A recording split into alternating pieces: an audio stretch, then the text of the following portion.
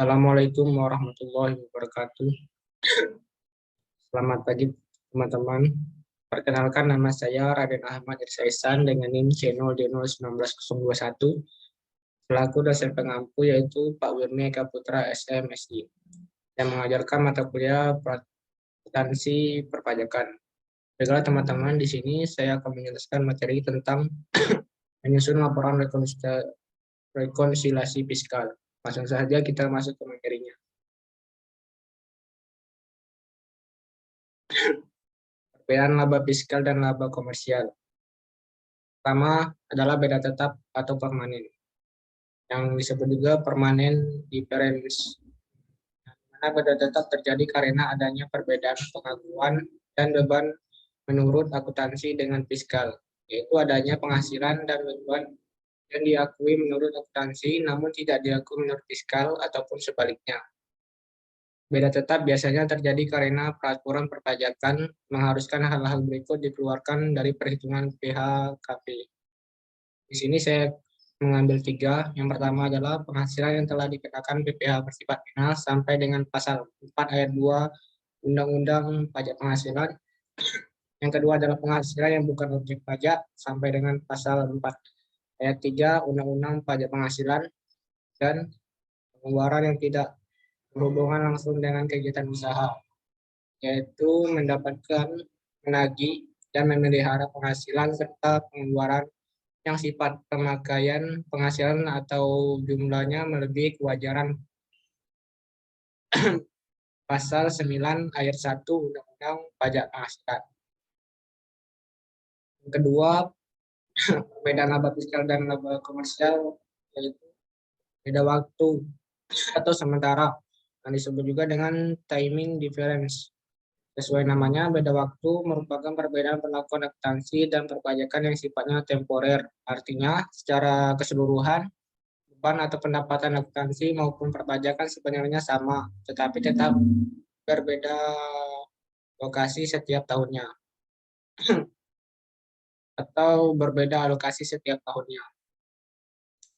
Beda waktu biasanya timbul karena perbedaan metode yang dipakai antar fiskal dengan akuntansi dalam hal yang pertama akrual dan realisasi, yang kedua penyusutan dan amortisasi, yang ketiga penilaian persediaan, dan yang terakhir kompensasi kerugian fiskal. Koreksi fiskal berupa koreksi positif dan negatif. Dalam koreksi positif terjadi apabila laba menurut fiskal bertambah. Yang dilakukan dan apabila dilakukan akan beban yang tidak diakui oleh pajak atau non-deductive expense pasal 9 ayat 1 Undang-Undang Pajak Penghasilan. Yang kedua, penyusutan komersial lebih besar dari penyusutan fiskal. Ketiga, amortisasi komersial lebih besar dari amortisasi fiskal. Dan yang terakhir, penyesuaian fiskal positif lainnya. Selanjutnya, koreksi negatif terjadi apabila laba menurut fiskal berkurang. Ini terjadi apabila penghasilan tidak termasuk objek pajak dalam pasal 4 ayat 3 Undang-Undang Pajak Penghasilan. Yang kedua, penghasilan yang dikenakan pajak penghasilan bersifat final pasal 4 ayat 2 Undang-Undang Pajak Penghasilan. Yang ketiga, penyusutan komersial lebih kecil daripada penyusutan fiskal. Yang keempat, amortisasi komersial lebih kecil daripada amortisasi fiskal. Yang kelima, penghasilan ditangguhkan pengakuannya. Dan yang terakhir, penyesuaian fiskal negatif lainnya. Perhitungan PPh badan atau disebut juga pajak penghasilan badan. Selain orang pribadi, subjek pajak lain yang memiliki kewajiban membayar pajak adalah badan.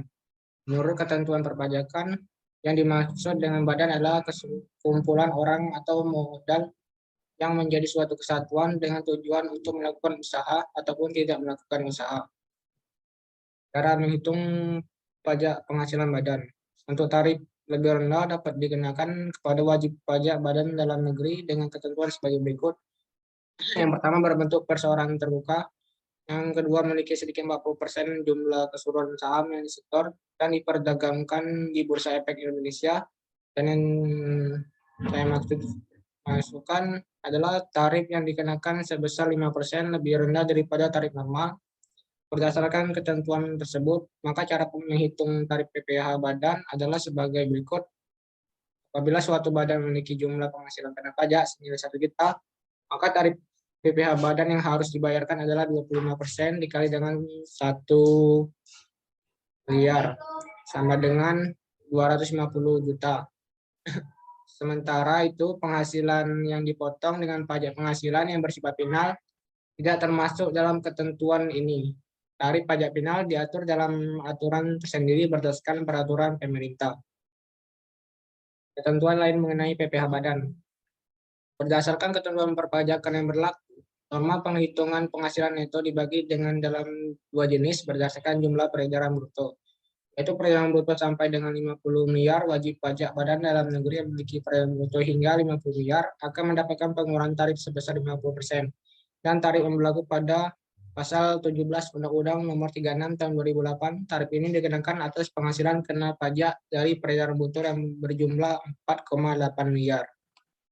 Baiklah teman-teman, demikian presentasi dari saya. Mohon maaf jika ada kesalahan kata. Saya akhiri. Wassalamualaikum warahmatullahi wabarakatuh.